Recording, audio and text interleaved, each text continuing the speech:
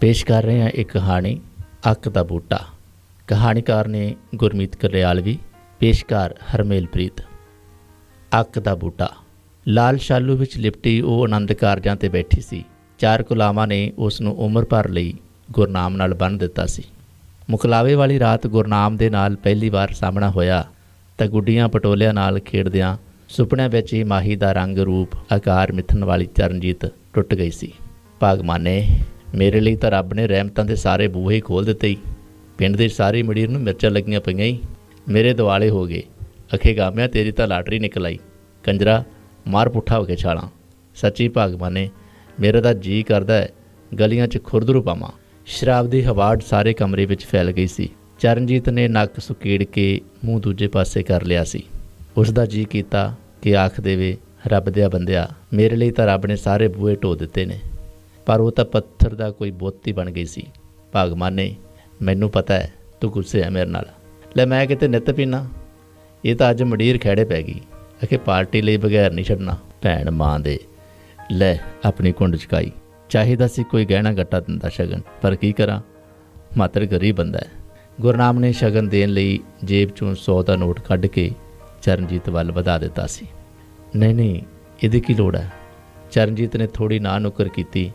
गुरनाम ने नोट उसकी मुट्ठी विच दे दोहां हत्थां नाल मुट्ठी घुट दिती।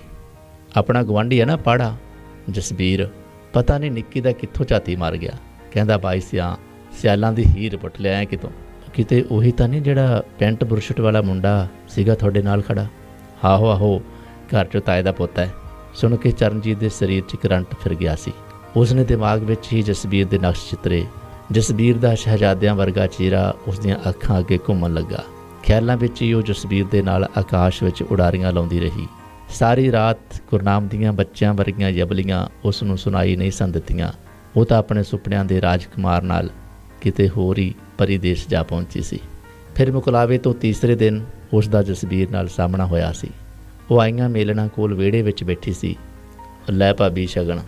चरणजीत ने सिर उपर चुक के झाती जी मारी।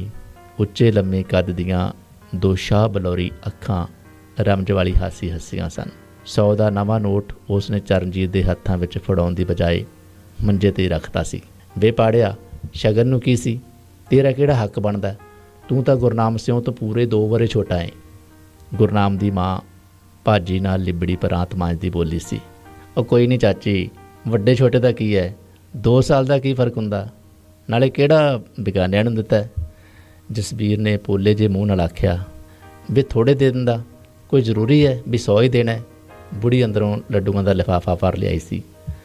100 कोई ज़्यादा है, भाभी नूं तां 1000 का शगन भी थोड़ा सी। लै इहदी की लोड़ सी चाची, ਐਵੇਂ ਤੁਸੀਂ ਬਗਾਨਿਆਂ ਵਾਂਗੂ ਚੇਚ ਕਰੀ ਜਾਂਦੇ ਹੋ। ਆਹੋ 100 ਝਾੜਾਂ ਬੇਰੀਆਂ ਨੂੰ ਲੱਗਦਾ, ਪੁੱਤਰਾ ਅਜੇ ਕਮਾਉਣ ਨਹੀਂ ਲੱਗਾ, ਪਿਓ ਦੀ ਕਮਾਈ ਹੈ, ਜਿਵੇਂ ਮਰਜ਼ੀ ਵਰਤੀ ਚੱਲ। ਗੁਰਨਾਮ ਦੇ ਬਾਪੂ ਨੇ ਉਸੇ ਸਮੇਂ ਜਸਬੀਰ ਨੂੰ ਮੋੜਾ ਦੇ ਦਿੱਤਾ ਸੀ। ਜਵਾਬ ਵਿੱਚ ਜਸਬੀਰ ਮਿੰਨਾ ਜਿਹਾ ਹਾਸਾ ਹੀ ਹੱਸਿਆ ਸੀ। ਚਰਨਜੀਤ ਨੀਵੀਂ ਪਾਈ ਗੌਰ ਨਾਲ ਉਹਨਾਂ ਦੀਆਂ ਗੱਲਾਂ ਸੁਣਦੀ ਰਹੀ। ਵੀ ਹੁਣ ਕਿਹੜੀ ਜਮਾਤ 'ਚ ਹੋ ਗਿਆ, ਪੜ੍ਹੀ ਜਾਣਾ ਕਿ ਹਟ ਗਿਆ? BA ਦਾ ਆਖਰੀ ਸਾਲ ਆ ਚਾਚੀ। ਵੇ ਜਸਬੀਰ, ਸਾਨੂੰ ਅਨਪੜ੍ਹ ਬੁੱਧੂਆਂ ਨੂੰ ਕੀ ਪਤਾ ਹੈ BA CA ਦਾ?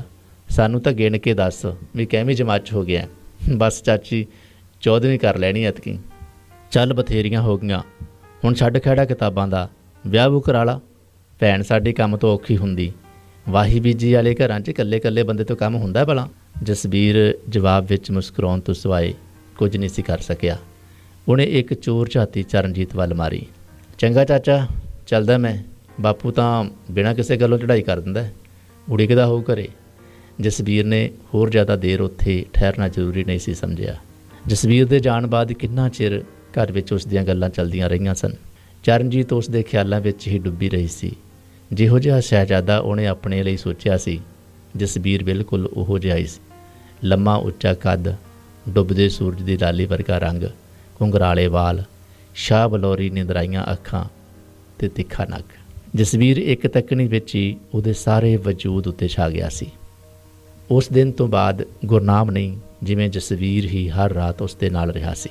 ਬੀਬੀ, ਚਾਚੀ ਨੂੰ ਕਹਿ ਵੀ ਭਾਬੀ ਤੋਂ ਗੋਹਾ ਨਾ ਸੁਟਾਇਆ ਕਰੇ, ਐਂ ਤਾਂ ਲੋਟ ਨਹੀਂ। ਜਸਬੀਰ ਨੇ ਗੋਹਾ ਸੁੱਟਣ ਆਈ ਚਰਨਜੀਤ ਨੂੰ ਇੱਕ ਦਿਨ ਗੁੱਜੀ ਨਸਤਰ ਲਾਈ ਸੀ। ਆਹੋ, ਹੱਥ ਜੋ ਮੈਲੇ ਹੁੰਦੇ ਆ ਪਦਮਣੀ ਦੇ, ਆਪਦੀ ਚਾਚੀ ਨੂੰ ਕਹੇ 5-7 ਨੌਕਰ ਚਾਕਰ ਰੱਖ ਲੈਣ, ਵੱਡਾ ਹੇਜਲੀ ਭਾਬੀ ਦਾ। ਜਸਬੀਰ ਮਾਂ ਦੀ ਟਕੋਰ ਸੁਣ ਕੇ ਕੱਚਾ ਜਿਹਾ ਹੋ ਗਿਆ ਸੀ। ਚਰਨਜੀਤ ਅੱਖਾਂ ਵਿੱਚ ਹੱਸੀ। ਉਹ ਨੀਵੀਂ ਪਾਈ ਜਸਬੀਰ ਵੱਲ ਝਾਕੀ ਤਾਂ ਉਸ ਦਾ ਹੌਂਕਾ ਜਿਹਾ ਨਿਕਲ ਗਿਆ। ਐਂ ਕਰੋ, ਰੰਨਾਂ ਨੂੰ ਪਾ ਕੇ ਰੱਖੋ ਪਟਾਰੀਆਂ 'ਚ ਤੇ ਬੁੱਢੀਆਂ ਮਾਵਾਂ ਤੋਂ ਕਰਾਓ ਗੋਹਾ ਕੂੜਾ ਤੇ ਘਰ-ਬਾਰ ਦਾ ਕੰਮ। ਮਾਂ ਬਾਲ ਦੀ ਖੱਲ ਉਧੇੜ ਰਹੀ ਸੀ। ਕੱਲ੍ਹ ਕਲੋਤਰ ਨੂੰ ਤੇਰੀ ਬਹੂ ਵੀ ਆਜੂ, ਤੂੰ ਐਂਕਣੇ ਕਰੀਂ। ਲੈ ਭਾਬੀ, ਤੇਰੀ ਵਾਰ ਕਰਾਉਂਦਾ ਮੈਨੂੰ ਸ਼ਲੋਕ ਸੁਣਨੇ ਪਏ ਆ। ਜਸਬੀਰ ਨੇ ਉੱਥੋਂ ਖਿਸਕਣਾ ਹੀ ਚੰਗਾ ਸਮਝਿਆ ਸੀ। ਉਸ ਦਿਨ ਸਾਰੀ ਦਿਹਾੜੀ ਜਸਬੀਰ ਦਾ ਹੱਸਦਾ ਚਿਹਰਾ ਚਰਨਜੀਤ ਦੀਆਂ ਅੱਖਾਂ ਵਿੱਚ ਤੈਰਦਾ ਰਿਹਾ ਸੀ। ਘਰ ਦਾ ਕੰਮ ਕਰਦਿਆਂ ਉਸ ਦੇ ਹੱਥੋਂ ਚਾਹ ਵਾਲੀ ਪਤੀਲੀ ਛੁੱਟਦਿਆਂ 2 ਵਾਰ ਬਚੀ ਸੀ। ਕੁੜੇ ਬਹੂ, ਕੀ ਗੱਲ ਹੈ? ਚਿੱਤ ਢਿੱਲਾ ਹੈ? ਤੇਰਾ ਖਿਆਲ ਪਿੱਛੇ ਪੇਕਿਆਂ ਕਰਨੀ ਗਿਆ ਲੱਗਦਾ ਹੈ। ਐਵੇਂ ਉਦਰੇਵਾਂ ਜਿਹਾ ਹੋ ਜਾਂਦਾ ਕਈ ਵਾਰ। ਗੁਰਨਾਮ ਦੀ ਮਾਂ ਨੇ ਚਰਨਜੀਤ ਨੂੰ ਘੋਖਵੀਆਂ ਨਜ਼ਰਾਂ ਨਾਲ ਵੇਖਿਆ ਸੀ। ਚਰਨਜੀਤ ਨੂੰ ਜਿਵੇਂ ਕਿਸੇ ਨੇ ਨੀਂਦ 'ਚੋਂ ਜਗਾਇਆ। ਉਸ ਦੇ ਖਿਆਲਾਂ ਦੀ ਲੜੀ ਟੁੱਟ ਗਈ ਸੀ। ਉਹ ਤਾਂ ਹੱਥ 'ਚ ਕਿਤਾਬਾਂ ਫੜੀ ਬੁਇਓ ਨਿਕਲਦੀ ਜਸਬੀਰ ਨਾਲ ਹੀ ਗੱਲਾਂ ਕਰਦੀ ਪਈ ਸੀ। ਭਾਬੀ, ਤੂੰ ਖਾਲੀ ਟੋਕਰੀ ਲੈ ਕੇ ਮੱਥੇ ਨਾ ਲੱਗਿਆ ਕਰ। ਸਾਰਾ ਦਿਨ ਮੂਡ ਖਰਾਬ ਰਹਿੰਦਾ ਹੈ, ਕੰਮ ਹੀ ਨਹੀਂ ਬਣਦਾ ਕੋਈ ਵੀ। ਬੇਰੜਿਆ ਮਨ 'ਚ ਤਾਂ ਲੱਡੂ ਭੋਰਦਾ। ਖਾ ਮੇਰੀ ਸਹੁੰ, ਮੇਰਾ ਮੱਥੇ ਲੱਗਣਾ ਮਾੜਾ ਲੱਗਦਾ। ਚੰਦਰਿਆ, ਤੂੰ ਇੱਕ ਵਾਰੀ ਮੂੰਹੋਂ ਕਹਿ, ਖਾਲੀ ਟੋਕਰੀ ਤਾਂ ਕੀ, ਮੈਂ ਉਹੀ ਮੱਥੇ ਨਹੀਂ ਲੱਗਦੀ। ਚਰਨਜੀਤ ਦੀਆਂ ਝੀਲ ਵਰਗੀਆਂ ਅੱਖਾਂ ਵਿੱਚ ਕੋਈ ਅਥਰਾ ਹੜ ਗਿਆ ਸੀ। ਆਵਾਜ਼ ਜਿਵੇਂ ਕਿਸੇ ਡੂੰਘੇ ਖੂਹ ਵਿੱਚੋਂ ਆਈ ਹੋਵੇ। ਸੁਣ ਕੇ ਜਸਬੀਰ ਪਿਘਲ ਗਿਆ ਸੀ। ਉਸ ਨੂੰ ਆਪਣੇ ਮਜ਼ਾਕ 'ਤੇ ਡਾਢਾ ਪਛਤਾਵਾ ਹੋਇਆ। ਮੈਂ ਤਾਂ ਭਾਬੀ ਉਹੀ ਮਜ਼ਾਕ ਜਿਹਾ ਕੀਤਾ ਸੀ, ਤੂੰ ਐਵੇਂ ਗੁੱਸਾ ਮੰਨ ਗਈ। ਜਸਬੀਰ ਪੈਰਾਂ ਦੇ ਅੰਗੂਠੇ ਨਾਲ ਧਰਤੀ ਖੁੱਚਦਾ ਰਿਹਾ ਸੀ। ਭੈੜਿਆ, ਮਜ਼ਾਕ ਵੀ ਹੱਸਦੇ ਦਿਲਾਂ ਨੂੰ ਚੰਗੇ ਲੱਗਦੇ ਐ। ਚਰਨਜੀਤ ਦੀ ਦੁੱਖ 'ਚ ਗਰਸੀ ਆਵਾਜ਼ ਸੁਣ ਕੇ ਜਸਬੀਰ ਜਿਵੇਂ ਵਹਿ ਤੁਰਿਆ ਸੀ। ਉਹ ਉੱਥੇ ਹੀ ਖੜਾ ਕਿੰਨਾ ਚਿਰ ਆਪਣੇ ਆਪ ਨੂੰ ਕੋਸਦਾ ਰਿਹਾ। ਚਰਨਜੀਤ ਚੁੱਪਚਾਪ ਘਰ ਨੂੰ ਤੁਰ ਗਈ ਸੀ ਤੇ ਫਿਰ ਕਈ ਦਿਨ ਜਸਬੀਰ ਉਹਦਾ ਸਾਹਮਣਾ ਨਹੀਂ ਸੀ ਕਰ ਸਕਿਆ। ਉਹ ਚਰਨਜੀਤ ਦੇ ਮੱਥੇ ਲੱਗਣ ਨੂੰ ਟਲਦਾ ਰਿਹਾ ਸੀ। ਤਾਈ, ਜੱਸਾ ਬਾਹਰ ਹੀ ਨਹੀਂ ਨਿਕਲਿਆ ਕਦੇ, ਅੰਦਰ ਹੀ ਕੁੜੀਆਂ ਵਾਂਗੂ ਲੁਕਿਆ ਰਹਿੰਦਾ। ਸੂਤਕ ਹੋਇਆ ਜਿਹੜੀ ਹਵਾ ਲੱਗ ਜੂ ਬਾਹਰ। ਆਖਰ ਹਾਰ ਕੇ ਇੱਕ ਦਿਨ ਚਰਨਜੀਤ ਆਪ ਹੀ ਜਸਬੀਰ ਦੇ ਘਰ ਆ ਗਈ ਸੀ। ਕੀ ਪਤਾ ਭਾਈ ਮੈਨੂੰ, ਤੇ ਐਂ ਪਾ ਦਿੱਤਾ ਦਿਓਰ ਦੇ ਸਿਰ ਕੁਛ, ਬਸ ਉਹੀ ਮਿੱਟੀ ਦਾ ਮਾਧੋ ਜਿਹਾ ਬਣਿਆ ਫਿਰਦਾ। ਆਪ ਹੀ ਪੁੱਛ ਲੈ ਗਾਹਾਂ ਹੋ ਕੇ। ਆਖਦਿਆਂ ਜਸਬੀਰ ਦੀ ਮਾਂ ਬਾਹਰ ਕਿਧਰੇ ਚਲੀ ਗਈ। ਉਸ ਦੀ ਆਖੀ ਸਹਿਜ ਸੁਭਾਅ ਗੱਲ ਸੁਣ ਕੇ ਚਰਨਜੀਤ ਲਾਲ ਸੂਹੀ ਹੋ ਗਈ ਸੀ। ਉਹ ਹੌਲੀ ਜਿਹੇ ਜਸਬੀਰ ਦੇ ਮੰਜੇ ਦੀ ਬਾਹੀ ਜਾ ਬੈਠੀ। ਗੁੱਸੇ ਲੱਗਦਾ ਨਹੀਂ ਤਾਂ ਚੰਦਰਿਆ ਮੱਥੇ ਵੀ ਨਹੀਂ ਲੱਗਦਾ। ਤੈਨੂੰ ਕੀ ਪਤਾ ਕਿੰਨੇ ਪਾਪੜ ਵੇਲਦੀਆਂ ਤੈਨੂੰ ਮਿਲਣ ਵਾਸਤੇ। ਹੁਣ ਤਾਂ ਬੁੜੀ ਵੀ ਬੁੜਬੁੜ ਕਰਨ ਲੱਗ ਪਈ ਹੈ। ਚਰਨਜੀਤ ਦੀ ਆਵਾਜ਼ ਕੰਬਣ ਲੱਗੀ ਸੀ। ਸਾਰੀ ਉਦਾਸੀ ਜਿਵੇਂ ਉਸ ਦੇ ਚਿਹਰੇ ਉੱਤੇ ਉਤਰ ਆਈ ਸੀ। ਇਸ ਨਿਕਰਮਣ ਦੇ ਭਾਗੀ ਤਾਂ ਦੁੱਖਣਾ ਹੀ ਲਿਖਿਆ। ਚਾਚੀ ਨੇ ਆਖਿਆ ਕੁਝ, ਮਿੱਟੀ ਨੂੰ ਕੋਈ ਕੀ ਕਹਿ ਲੂ। ਕੀ ਗੱਲ, ਬਾਈ 3-5 ਕਰਦਾ? ਕਾਹਨੂੰ ਜਸਬੀਰ, ਉਹ ਤਾਂ ਵਿਚਾਰਾ ਰੱਬ ਦਾ ਭਗਤ, ਉੱਠਦੇ ਬਹਿੰਦੇ ਨਾ ਜਪਦਾ ਮੇਰਾ। ਫਿਰ ਭਾਬੀ, ਵੇ ਕਾਹਨੂੰ ਦਿਲ ਦੁਖੀ ਕਰਦਾ, ਕੀ ਫਾਇਦਾ? ਭਾਬੀ, ਐਵੇਂ ਨਹੀਂ ਦਿਲ ਖਰਾਬ ਕਰੀਦਾ। ਲੈ ਬਾਈ ਨੂੰ ਕਹੂੰ ਭਾਬੀ ਨੂੰ ਖੁਸ਼ ਰੱਖਿਆ ਕਰ। ਫਿਰ ਵੀ ਪਤੰਦਰਾ ਲਾਵਾਂ ਲਈਆਂ ਮਹਾਰਾਜ ਦੀ ਹਜ਼ੂਰੀ 'ਚ। ਜਸਬੀਰ ਨੇ ਚਰਨਜੀਤ ਨੂੰ ਖੁਸ਼ ਕਰਨ ਦੇ ਲਹਿਜੇ ਨਾਲ ਗੱਲ ਦਾ ਵਿਸ਼ਾ ਬਦਲਣਾ ਚਾਹਿਆ ਸੀ। ਜੱਸਿਆ 4 ਕਲਾਵਾਂ ਲੈ ਕੇ ਬੰਦਾ ਕਿਸੇ ਦਾ ਹੋ ਜੇ ਤਾਂ ਘਾਟਾ ਕਾਹਦਾ ਹੈ? ਇਹ ਤਾਂ ਐਵੇਂ ਕਰਨ ਦੀਆਂ ਗੱਲਾਂ। ਚਰਨਜੀਤ ਉਦਾਸੀ ਦੇ ਹੋਰ ਡੂੰਘੇ ਸਾਗਰ 'ਚ ਲੈ ਗਈ। ਜਸਬੀਰ ਦੇ ਚਿਹਰੇ ਦਾ ਰੰਗ ਹੋਰ ਵੀ ਪੀਲਾ ਹੋ ਗਿਆ ਸੀ। ਉਹ ਖਲਾਅ ਵਿੱਚ ਇੱਕ ਟੱਕ ਵੇਖਣ ਲੱਗਾ। ਚਰਨਜੀਤ ਦੀ ਗੱਲ ਦਾ ਉਸ ਕੋਲ ਕੋਈ ਜਵਾਬ ਨਹੀਂ ਸੀ। ਚੰਦਰਿਆ ਬਸ ਮੂੰਹ ਹੀ ਦਿਖਾ ਦਿਆ ਕਰ ਦਿਨ 'ਚ ਇੱਕ ਅੱਧੀ ਵਾਰੀ, ਹੋਰ ਕੁਛ ਨਹੀਂ ਮੰਗਦੀ ਤੇਥੋਂ। ਚਰਨਜੀਤ ਦੇ ਮੂੰਹੋਂ ਇੱਕ ਤਰਲਾ ਜਿਹਾ ਨਿਕਲਿਆ ਸੀ। ਉਹਨੇ ਜਸਬੀਰ ਦੇ ਹੱਥ ਨੂੰ ਆਪਣੇ ਹੱਥਾਂ 'ਚ ਲੈ ਕੇ ਪੋਲੇ ਜਿਹੇ ਘੁੱਟਿਆ ਸੀ। ਜਸਬੀਰ ਦਾ ਦਿਲ ਘਟਣ ਲੱਗਿਆ। ਤੈਨੂੰ ਅਜੇ ਵੀ ਕਹਿਣਾ ਪਊ, ਮੇਰੀਆਂ ਨਜ਼ਰਾਂ ਤੈਨੂੰ ਕੁਛ ਨਹੀਂ ਕਹਿੰਦੀਆਂ। ਚਰਨਜੀਤ ਸਿੱਧਾ ਉਹਦੀਆਂ ਅੱਖਾਂ ਵਿੱਚ ਝਾਕੀ। ਭਾਬੀ, ਇਹ ਤਾਂ ਧੋਖਾ ਹੈ ਬਾਈ ਨਾਲ। ਜਸਬੀਰ ਦਾ ਸਰੀਰ ਠੰਡਾ ਪੈ ਗਿਆ ਸੀ। ਧੋਖਾ? ਚੰਦਰਿਆ, ਜਿਹੜਾ ਮੇਰੇ ਨਾਲ ਹੁੰਦਾ ਆ ਰਿਹਾ ਹੈ, ਇਹ ਕੋਈ ਪੁੰਨ ਹੈ? ਤੂੰ ਹੀ ਦੱਸ, ਹੈ ਕੋਈ ਮੇਲ ਮੇਰਾ ਤੇ ਤੇਰੇ ਬਾਈ ਦਾ? ਤੂੰ ਮੇਰੀਆਂ ਅੱਖਾਂ 'ਚ ਨਹੀਂ ਵੇਖਦਾ? ਉਹਨੇ ਬਾਹੋਂ ਫੜ ਕੇ ਜਸਬੀਰ ਨੂੰ ਹਲੂਣਿਆ। ਤੈਨੂੰ ਮੇਰੀਆਂ ਅੱਖਾਂ ਵਿੱਚ ਬਲਦੀ ਅੱਗ ਨਹੀਂ ਦਿਸਦੀ? ਭਾਬੀ, ਜਸਬੀਰ ਨੂੰ ਕੋਈ ਗੱਲ ਨਹੀਂ ਸੀ ਔੜੀ। ਕੋਈ ਮੇਰੇ ਅੰਦਰ ਵੜ ਕੇ ਤਾਂ ਵੇਖੇ। ਤੀਵੀਂ ਤਾਂ ਬਣੀ ਧੁਖਣ ਵਾਸਤੇ ਹੈ। ਮੇਰੀ ਗੱਲ ਦਾ ਜਵਾਬ ਦੇ। ਅੱਗ ਨੂੰ ਧੁਖਣਾ ਚਾਹੀਦਾ ਕਿ ਲੱਟ ਲੱਟ ਬਲਣਾ? ਕਿਸੇ ਵੀ ਸਵਾਲ ਦਾ ਜਵਾਬ ਜਸਬੀਰ ਕੋਲ ਨਹੀਂ ਸੀ। ਦੱਸ ਤੇ ਸਹੀ, ਅੱਗ ਨੂੰ ਅੱਗ ਨਹੀਂ ਚਾਹੀਦੀ? ਖੈਰ ਤੇਰੀ ਮਰਜ਼ੀ, ਤੇਰਾ ਉੱਕਾ ਗੁੱਸਾ ਨਹੀਂ ਕੋਈ। ਜਿਵੇਂ ਕਰਮਾ ਹਾਰੀ ਚਰਨਜੀਤ ਦੀ ਕਿਸਮਤ। ਜਸਬੀਰ ਚਰਨਜੀਤ ਨੂੰ ਜਾਂਦਿਆਂ ਦੇਖਦਾ ਰਿਹਾ। ਉਹਦੇ ਅੰਦਰ ਇੱਕ ਤੂਫਾਨ ਉੱਠ ਖੜਾ ਹੋਇਆ ਸੀ। ਉਹ ਚਰਨਜੀਤ ਤੇ ਗੁਰਨਾਮ ਦਾ ਮੇਲ ਕਰਦਾ ਰਿਹਾ। ਚਰਨਜੀਤ ਦੀ ਅੱਗ ਵਰਗੀ ਜਵਾਨੀ ਤੇ ਗੁਰਨਾਮ ਦਾ ਸਾਧਾਂ ਵਾਲਾ ਸੁਭਾਅ ਵਾਰ-ਵਾਰ ਉਹਦੇ ਅੱਗੇ ਆ ਖੜਿਆ ਸੀ। ਜ਼ਿੰਦਗੀ ਵਿੱਚ ਉਹ ਪਹਿਲੀ ਵਾਰ ਇੰਨਾ ਪਰੇਸ਼ਾਨ ਹੋਇਆ ਸੀ। ਚਰਨਜੀਤ ਕਈ ਦਿਨ ਉਸ ਦੇ ਮੱਥੇ ਨਾ ਲੱਗੀ। ਘਰ ਪਏ ਜਸਵੀਰ ਦੀ ਹਾਲਤ ਪਾਗਲਾਂ ਵਰਗੀ ਹੋਈ ਪਈ ਸੀ। ਉਹ ਅਜੀਬ ਸਥਿਤੀ ਵਿੱਚ ਫਸਿਆ ਮਹਿਸੂਸ ਕਰ ਰਿਹਾ ਸੀ। ਇਸ 'ਚੋਂ ਬਾਹਰ ਨਿਕਲਣ ਦਾ ਕੋਈ ਰਸਤਾ ਉਸ ਨੂੰ ਦਿਖਾਈ ਨਹੀਂ ਸੀ ਦਿੰਦਾ। ਉਹ ਆਪਣੇ ਆਪ ਨੂੰ ਬਹੁਤ ਵੱਡਾ ਗੁਨਾਹਗਾਰ ਸਮਝ ਰਿਹਾ ਸੀ। ਪੀਲਾ ਭੂਕ ਰੰਗ ਵੇਖ ਮਾਂ ਸਾਕਮਾਲ ਵਾਲੇ ਸਾਧ ਦੇ ਧੂਣੇ ਦੀ ਰਾਖ ਤੋਂ ਲੈ ਕੇ ਕਈ ਨੀਮ ਹਕੀਮਾਂ ਡਾਕਟਰਾਂ ਤੋਂ ਪੁੜੀਆਂ ਲਿਆਈ ਸੀ। ਮਾਂ ਦੇ ਵਾਰ-ਵਾਰ ਕਹਿਣ ਦੇ ਬਾਵਜੂਦ ਉਹ ਡਾਕਟਰ ਦੀ ਦਵਾਈ ਲੈਣ ਨਹੀਂ ਸੀ ਗਿਆ। ਜਸਵੀਰ ਦੀ ਬਿਮਾਰੀ ਦੀ ਭਿਣਕ ਚਰਨਜੀਤ ਤੱਕ ਜਾ ਪਹੁੰਚੀ ਸੀ। ਭਾਬੀ ਵਿਹੜੇ ਵਿੱਚ ਚਰਨਜੀਤ ਨੂੰ ਵੇਖ ਕੇ ਜਸਵੀਰ ਦੀ ਬਿਮਾਰੀ ਖੰਭ ਲਾ ਕੇ ਉੱਡ ਗਈ ਸੀ। ਚਰਨਜੀਤ ਚੁੱਪਚਾਪ ਉਸ ਦੇ ਮੰਜੇ ਦੀ ਬਾਹੀ 'ਤੇ ਆ ਬੈਠੀ ਸੀ। ਮਾਂ ਕਿਸੇ ਨੀਮ ਹਕੀਮ ਦੇ ਦੁਆਰੇ ਤੋਂ ਉਸ ਦਾ ਇਲਾਜ ਤਲਬ ਕਰਨ ਗਈ ਹੋਈ ਸੀ। ਕੀ ਗੱਲ ਆ ਜਸਵੀਰ, ਰੰਗ ਤਾਂ ਦੇਖ ਜਮਾਂ ਹੀ ਪੀਲਾ ਭੂਕ ਹੋਇਆ ਪਿਆ। ਚਰਨਜੀਤ ਨੇ ਉਹਦੇ ਮੱਥੇ 'ਤੇ ਹੱਥ ਰੱਖਿਆ। ਕੁਛ ਨਹੀਂ ਚਰਨਜੀਤ, ਬਸ ਐਵੇਂ। ਜਸਵੀਰ ਨੇ ਪਹਿਲੀ ਵਾਰ ਭਾਬੀ ਦੀ ਥਾਂ ਉਸ ਨੂੰ ਨਾਂ ਨਾਲ ਬੁਲਾਇਆ ਸੀ। ਚਰਨਜੀਤ ਦੇ ਅੰਦਰੋਂ ਰੁੱਗ ਭਰਿਆ ਗਿਆ। ਉਸ ਨੇ ਗੌਰ ਨਾਲ ਜਸਵੀਰ ਦੀਆਂ ਅੱਖਾਂ ਵਿੱਚ ਵੇਖਿਆ। ਉਹਨਾਂ ਵਿੱਚ ਲੱਜਾ ਭਾਵ ਸਾਫ਼ ਦਿਖਾਈ ਦਿੰਦੇ ਸਨ। ਚਰਨਜੀਤ, ਤੂੰ ਉਸ ਦਿਨ ਮੇਰੇ ਤੋਂ ਅੱਗ ਮੰਗੀ ਸੀ ਨਾ। ਜਸਵੀਰ ਕਿਹੋ ਜਿਹੀਆਂ ਗੱਲਾਂ ਕਰਦਾ ਹੈ? ਚਰਨਜੀਤ ਨੇ ਸਮਝਿਆ ਜਸਵੀਰ ਬੁਖਾਰ ਵਿੱਚ ਬੁੜਬੁੜਾ ਰਿਹਾ ਹੋਵੇ। ਹਾਂ ਚਰਨਜੀਤ, ਤੂੰ ਅੱਗ ਬਾਰੇ ਕਿਹਾ ਸੀ ਨਾ। ਆਹ ਦੇਖ ਮੇਰੇ ਸੀਨੇ ਵਿੱਚ ਵੀ ਲਾਵਾ ਬਲ ਰਿਹਾ ਹੈ। ਜਸਵੀਰ ਦੇ ਅੰਦਰੋਂ ਤਰਲਾ ਜਿਹਾ ਨਿਕਲਿਆ। ਚਰਨਜੀਤ ਹੈਰਾਨ ਹੋ ਕੇ ਉਹਦੇ ਵੱਲ ਦੇਖਦੀ ਰਹਿ ਗਈ ਸੀ। ਦੇਖ ਚਰਨਜੀਤ, ਨਾ ਕਰੀ, ਤੈਨੂੰ ਮੇਰੀ ਸਹੁੰ। ਜਸਵੀਰ ਨੇ ਚਰਨਜੀਤ ਦੀਆਂ ਉਂਗਲਾਂ ਨੂੰ ਆਪਣੇ ਹੱਥਾਂ ਵਿੱਚ ਲੈ ਕੇ ਮਸ ਲਿਆ ਸੀ। ਸਿਰ ਤੋਂ ਲੈ ਕੇ ਪੈਰਾਂ ਦੀਆਂ ਤਲੀਆਂ ਤੱਕ ਇੱਕ ਅਜੀਬ ਜਿਹੀ ਜਲੂਨ ਚਰਨਜੀਤ ਦੇ ਸਰੀਰ ਵਿੱਚੋਂ ਪੈਦਾ ਹੋਈ ਸੀ। ਦਿਲ ਦੀ ਧੜਕਣ ਕਈ ਗੁਣਾ ਵੱਧ ਗਈ ਸੀ। ਉਹ ਜ਼ਿਆਦਾ ਦੇਰ ਉੱਥੇ ਖੜੀ ਨਾ ਰਹਿ ਸਕੀ। ਘਰੇ ਆ ਦਰਵਾਜ਼ਾ ਬੰਦ ਕਰਕੇ ਕਿੰਨਾ ਚਿਰ ਆਪਣੇ ਆਪ ਨੂੰ ਵੇਖਦੀ ਰਹੀ ਸੀ। ਘਬਰਾਹਟ ਨੇ ਉਸ ਨੂੰ ਬੁਰੀ ਤਰ੍ਹਾਂ ਘੇਰਿਆ ਹੋਇਆ ਸੀ। ਉਸ ਨੂੰ ਆਪਣੇ ਜਿਸਮ 'ਚੋਂ ਸੇਕ ਨਿਕਲਦਾ ਮਹਿਸੂਸ ਹੋਇਆ ਸੀ। ਦਿਲ ਦੀ ਧੜਕਣ ਅਥਰੇ ਘੋੜੇ ਵਾਂਗ ਸਰਪੱਟ ਦੌੜਨ ਲੱਗੀ ਸੀ। ਤਾਕੀ ਰਾਹੀਂ ਆਉਂਦੀ ਸੀਤ ਹਵਾ ਜਿਵੇਂ ਡੇਠ ਹਾੜ ਦੀ ਤੱਤੀ ਲੂਹ ਦਾ ਬੁੱਲਾ ਬਣ ਗਈ ਹੋਵੇ। ਅੰਗ ਅੰਗ ਝੂਠਾ ਪੈਂਦਾ ਜਾਪਿਆ। ਉਹ ਗੁਸਲਖਾਨੇ ਵਿੱਚ ਵੜ ਕੇ ਆਪਣੇ ਪਿੰਡੇ 'ਤੇ ਪਾਣੀ ਪਾਉਂਦੀ ਰਹੀ। ਟਰੰਕ 'ਚ ਸਾਂਭਿਆ ਪਿਆ ਆਨੰਦਾਂ ਵਾਲਾ ਸੂਟ ਕੱਢ ਕੇ ਪਾਇਆ ਅਤੇ ਸ਼ੀਸ਼ੇ ਅੱਗੇ ਖੜ੍ਹ ਕੇ ਆਪਣੇ ਇੱਕ ਇੱਕ ਅੰਗ ਨੂੰ ਨਿਹਾਰਿਆ। ਉਸ ਨੂੰ ਲੱਗਿਆ ਜਿਵੇਂ ਨੱਕ ਦੇ ਕੋਕੇ ਦੀ ਚਮਕ ਕਈ ਗੁਣਾ ਵੱਧ ਗਈ ਹੋਵੇ। ਕੰਨਾਂ ਦੇ ਝੁਮਕੇ ਜਿਵੇਂ ਕੋਈ ਨਾਗ ਬਣ ਗਏ ਸਨ। ਗੋਰੀਆਂ ਗੱਲਾਂ ਦਾ ਰੰਗ ਹੋਰ ਵੀ ਗੇਰੂਆ ਹੋ ਗਿਆ ਸੀ। ਉਹ ਇੱਕਦਮ ਸ਼ੀਸ਼ੇ ਤੋਂ ਪਾਸੇ ਹੋ ਗਈ। ਉਸ ਨੇ ਖਿਆਲਾਂ ਵਿੱਚ ਹੀ ਆਪਣੇ ਆਪ ਨੂੰ ਗੁਰਨਾਮ ਨਾਲ ਮੇਲਿਆ ਤਾਂ ਸਾਰਾ ਮੂੰਹ ਕੌੜਾ ਕੌੜਾ ਹੋ ਗਿਆ ਸੀ। ਉਸ ਨੇ ਅੰਗੀਠੀ 'ਤੇ ਪਈ ਫਰੇਮ ਵਿੱਚ ਜੜੀ ਗੁਰਨਾਮ ਦੀ ਫੋਟੋ ਵੱਲ ਵੇਖਿਆ ਸੀ। ਆਮ ਨਾਲੋਂ ਛੋਟਾ ਕੱਦ, ਜ਼ਿਆਦਾ ਭੁੰਨੇ ਗੁੜ ਦੇ ਕੜਾਹ ਵਰਗਾ ਰੰਗ, ਮੱਥਾ ਅੱਗਿਓਂ ਚੌੜਾ, ਨੱਕ ਸਾਧਾਰਨ, ਅੱਖਾਂ ਨਿੱਕੀਆਂ ਤੇ ਗੋਲ। ਕਿੰਨਾ ਚਿਰ ਟਿਕ ਲਾਈ ਫੋਟੋ ਵੱਲ ਦੇਖਦੀ ਰਹੀ ਸੀ। ਹੌਲੀ ਹੌਲੀ ਉਸ ਨੂੰ ਫੋਟੋ ਵਿਚਲਾ ਗੁਰਨਾਮ ਦਿਖਾਈ ਦੇਣੋਂ ਹਟ ਗਿਆ। ਉਹਦੀ ਥਾਵੇਂ ਜਸਵੀਰ ਦਾ ਹੱਸਦਾ ਚਿਹਰਾ ਦਿਖਾਈ ਦੇਣ ਲੱਗਾ ਸੀ। ਪਲਕ ਝਪਕਦਿਆਂ ਹੀ 2 ਸਾਲ ਬੀਤ ਗਏ ਸਨ। 2 ਸਾਲਾਂ ਵਿੱਚ ਉਹਨਾਂ ਦੋਵਾਂ ਨੇ ਕਿੰਨਾ ਹੀ ਪੈਂਡਾ ਤੈਅ ਕਰ ਲਿਆ ਸੀ। ਦੋਵਾਂ ਦੇ ਜਿਸਮਾਂ ਦੀ ਮਹਿਕ ਕੋਲ ਕੋਲ ਫਿਰਦੀ ਰਹੀ ਸੀ। ਉਹ ਤੇ ਜਸਵੀਰ ਮਿਲਣ ਲਈ ਇਕੱਲਤਾ ਦੀ ਭਾਲ ਵਿੱਚ ਰਹਿੰਦੇ ਸਨ।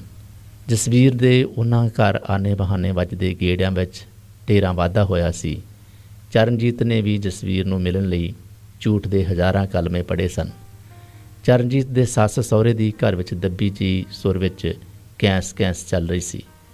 ਗੁਰਨਾਮ ਨੇ ਕਈ ਵਾਰ ਗੱਲਾਂ ਵਿੱਚ ਚਰਨਜੀਤ ਨੂੰ ਸਮਝਾਉਣ ਦੀ ਕੋਸ਼ਿਸ਼ ਕੀਤੀ ਸੀ। ਗੁਰਨਾਮ ਦੇ ਮਾਂ-ਪਿਓ ਨੇ ਲਾਲ ਆਨੇ ਕੱਢ ਕੇ ਚਰਨਜੀਤ ਨੂੰ ਡਰਾਉਣਾ ਚਾਹਿਆ, ਪਰ ਉਸ 'ਤੇ ਕੋਈ ਅਸਰ ਨਾ ਹੁੰਦਾ ਵੇਖ ਕੇ ਆਪਣੀ ਮਿੱਟੀ ਖਰਾਬ ਹੋਣ ਦੇ ਡਰੋਂ ਚੁੱਪ ਕਰ ਜਾਣਾ ਹੀ ਬਿਹਤਰ ਸਮਝਿਆ ਸੀ। ਅਨੇਕਾਂ ਵਾਰ ਗੁਰਨਾਮ ਦੀ ਮਾਂ ਜਸਵੀਰ ਦੀ ਮਾਂ ਕੋਲ ਉਲਾਂਭੇ ਵਰਗੀਆਂ ਗੱਲਾਂ ਕਰ ਆਈ ਸੀ। ਅਨੇਕਾਂ ਵਾਰ ਜਸਵੀਰ ਦੇ ਮਾਂ-ਪਿਓ ਨੇ ਜਸਵੀਰ ਨੂੰ ਕੋਲ ਬਿਠਾ ਆਪਣੀ ਇੱਜ਼ਤ ਦਾ ਵਾਸਤਾ ਪਾ ਕੇ ਵਰਜਿਆ ਸੀ। ਭਾਈ ਆਪਣੀ ਧੀ ਨੂੰ ਸਮਝਾਓ, ਐਵੇਂ ਬੇਗਾਨੇ ਪੁੱਤਾਂ ਦੇ ਕਤਲ ਕਰਾ ਦੂ। ਜਸਵੀਰ ਦੀ ਮਾਂ ਚਰਨਜੀਤ ਕੌਰ ਦੀ ਮਾਂ ਕੋਲ ਵੀ ਜਾ ਪੁੱਜੀ ਸੀ। ਚਰਨਜੀਤ ਨੂੰ ਉਸ ਦੀ ਮਾਂ ਨੇ ਵੀ ਅੰਦਰ ਵੜ ਕੇ ਸਮਝਾਉਣ ਦੀ ਕੋਸ਼ਿਸ਼ ਕੀਤੀ ਸੀ। ਅਨੇਕਾਂ ਵਾਰ ਗੁਰਨਾਮ ਦੇ ਮਾਂ-ਪਿਓ ਨੇ ਚਰਨਜੀਤ ਨੂੰ ਕੁੱਟ ਕੇ ਸਿੱਧਾ ਕਰਨ ਲਈ ਗੁਰਨਾਮ ਨੂੰ ਉਕਸਾਇਆ ਸੀ।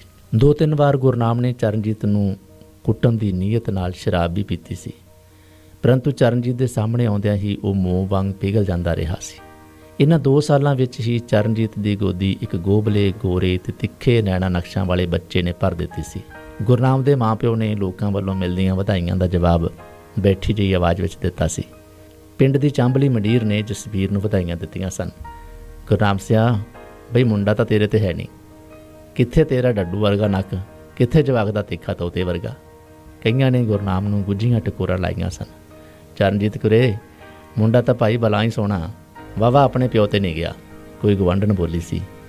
ਭੈਣਾ, ਇਹ ਚੀਜ਼ ਕਿਤੇ ਧਰੀ ਪਈ ਹੈ, ਰੱਬ ਨੇ ਮੁੰਡਾ ਦੇਤਾ ਜਿੱਤੇ ਮਰਜ਼ੀ ਹੋਵੇ। ਦੂਜੀ ਨੇ ਟੀਰ ਟਿਕਾਣੇ ਲਾਇਆ ਸੀ। ਉਸ ਸਮੇਂ ਪਹਿਲੀ ਵਾਰ ਚਰਨਜੀਤ ਨੂੰ ਆਪਣੇ ਆਪ ਤੋਂ ਨਮੋਸ਼ੀ ਜਿਹੀ ਆਈ ਸੀ।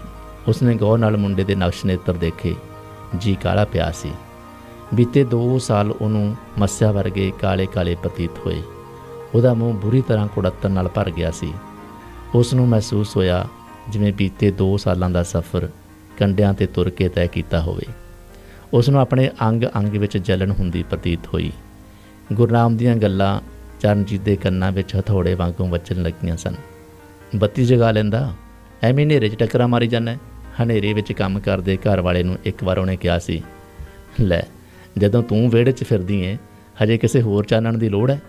ਗੁਰਨਾਮ ਨੇ ਹਿੱਕ ਚੌੜੀ ਕਰਕੇ ਮਾਣ ਨਾਲ ਆਖਿਆ ਸੀ। ਸੁਣ ਕੇ ਉਹ ਇੱਕਦਮ ਲਾਲ ਸੂਹੀ ਹੋ ਗਈ ਸੀ। ਗੁਰਨਾਮ ਸਾਰੀ ਦਿਹਾੜੀ ਉਹਦੇ ਅੱਗੇ ਪਿੱਛੇ ਫਿਰਦਾ ਰਿਹਾ। ਉਹਦੀ ਸੇਵਾ ਕਰਦਾ ਕਦੇ ਨਹੀਂ ਸੀ ਥੱਕਿਆ। ਉਸ ਨੂੰ ਖੁਸ਼ ਕਰਨ ਦੀ ਉਸ ਹਰ ਵਾਹ ਲਾਈ ਸੀ। ਅਸਲੀਅਤ ਜਾਣਦਿਆਂ ਵੀ ਗੁਰਨਾਮ ਨੇ ਦੀਪੀ ਨੂੰ ਚੁੱਕ ਕੇ ਲਾਡ ਪਿਆਰ ਕੀਤਾ ਸੀ। ਅੱਜ ਫੇਰ ਗੁਰਨਾਮ ਦਾ ਸਾਧਪੁਣਾ ਉਸ ਦੀਆਂ ਅੱਖਾਂ ਅੱਗੇ ਆ ਖੜਿਆ ਸੀ। ਉਸ ਨੇ ਝੂਲੇ ਵਿੱਚ ਸੁੱਤੇ ਪਏ ਦੀਪੀ ਦੇ ਨਕਸ਼ ਨੇਤਰ ਗੌਰ ਨਾਲ ਦੇਖੇ ਤਾਂ ਦਿਲ ਘਾਉ ਮਾਊ ਹੋਣ ਲੱਗ ਪਿਆ ਸੀ। ਉਸ ਨੂੰ ਦੀਪੀ ਕੋਈ ਦੁੱਧ ਚੁੰਘਦਾ ਸਪੋਲਿਆ ਜਾਪਿਆ। ਉਸ ਨੇ ਨਫ਼ਰਤ ਭਰੀਆਂ ਨਿਗਾਹਾਂ ਨਾਲ ਦੀਪੀ ਵੱਲ ਵੇਖਿਆ। ਅਜੀਬ ਜਿਹੀ ਦੁਰਗੰਧ ਆਪਣੇ ਆਲੇ ਦੁਆਲੇ 'ਚੋਂ ਆਉਂਦੀ ਪ੍ਰਤੀਤ ਹੋਈ। ਆਪਣਾ ਅੰਦਰ ਉਹਨੂੰ ਲਾਹਨਤਾਂ ਪਾ ਰਿਹਾ ਜਾਪਿਆ। ਚਰਨਜੀਤ ਨੇ ਦਰਵਾਜ਼ੇ 'ਚੋਂ ਬਾਹਰ ਬੀਹੀ ਵੱਲ ਝਾਤੀ ਮਾਰੀ। ਜਸਬੀਰ ਮਿਲਣ ਦੇ ਦਿੱਤੇ ਵਕਤ ਅਨੁਸਾਰ ਬੀਹੀ ਦਾ ਮੋੜ ਮੁੜ ਪਿਆ ਸੀ। ਚਰਨਜੀਤ ਨੇ ਆਪਣੇ ਸਿਰ ਉੱਪਰਲੀ ਚੁੰਨੀ ਨੂੰ ਸੰਵਾਰ ਕੇ ਠੀਕ ਕੀਤਾ, ਜਿਵੇਂ ਕਿਸੇ ਨਵੀਂ ਮੰਜ਼ਿਲ ਵੱਲ ਜਾਣ ਦੀ ਤਿਆਰੀ ਕਰ ਰਹੀ ਹੋਵੇ। ਚਰਨਜੀਤ, ਕੀ ਹਾਲ ਹੈ ਮੇਰੇ ਦੀਪੀ ਪੁੱਤ ਦਾ? ਬਸ ਹਾਂ, ਠੀਕ ਹੀ ਹੈ। ਉਹ ਥੋੜ੍ਹੀ ਜਿਹੀ ਘਬਰਾਈ, ਪਰ ਛੇਤੀ ਹੀ ਆਪਣੇ ਆਪ ਨੂੰ ਪੈਰਾਂ ਸਿਰ ਕਰ ਲਿਆ। ਚਰਨਜੀਤ, ਕੀ ਗੱਲ ਹੈ? ਘਬਰਾਈ ਜਿਹੀ ਲੱਗਦੀ ਹੈ, ਕੀ ਗੱਲ? ਜਸਬੀਰ ਦਾ ਮੱਥਾ ਠਣਕਿਆ। ਜਸਬੀਰ, ਤੂੰ ਆਪਣੇ ਬਾਈ ਦੇ ਹੁੰਦੇ ਤੋਂ ਘਰ ਆਇਆ ਕਰ। ਭਾਬੀ? ਜਸਬੀਰ ਦੇ ਮੂੰਹੋਂ ਸੁੱਤੇ ਸਿੱਧ ਆਪ ਮਾਰ ਰਹੀ ਚਰਨਜੀਤ ਦੀ ਥਾਂ ਭਾਬੀ ਨਿਕਲ ਗਿਆ ਸੀ। ਹਾਂ ਜਸਬੀਰ, ਜਿਹੜੀ ਹੋ ਗਈ ਉਹਨੂੰ ਭੁੱਲ ਹੀ ਜਾਈਏ ਤਾਂ ਚੰਗਾ ਹੈ। ਸਾਊਂ ਲੋਕ ਅੱਕ ਘਰਾਂ 'ਚ ਨਹੀਂ ਬੀਜਦੇ। ਜਸਬੀਰ ਦਾ ਮੂੰਹ ਖੁੱਲ੍ਹਾ ਹੀ ਰਹਿ ਗਿਆ ਸੀ। ਚਰਨਜੀਤ ਨੂੰ ਜਾਪਿਆ ਜਿਵੇਂ ਉਸ ਨੇ ਵਿਹੜੇ ਦੇ ਵਿਚਾਲੇ ਉੱਗਿਆ ਅੱਕ ਦਾ ਬੂਟਾ ਪੁੱਟ ਕੇ ਦੂਰ